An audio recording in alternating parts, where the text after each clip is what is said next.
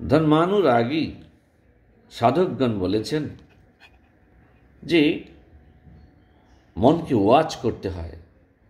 মনের চঞ্চলতা অতি স্বাভাবিক। এই চঞ্চলতা সকলের মধ্যেই ক্রিয়া করে থাকে। অনেক সাধন আছেন, অনেক সাধক আছেন, তারা মনকে একেবারে ছেড়ে দেন আর বসে বসে দেখেন মন কি করে, কোন দিকে যায়, কোনো বাধা দেন না।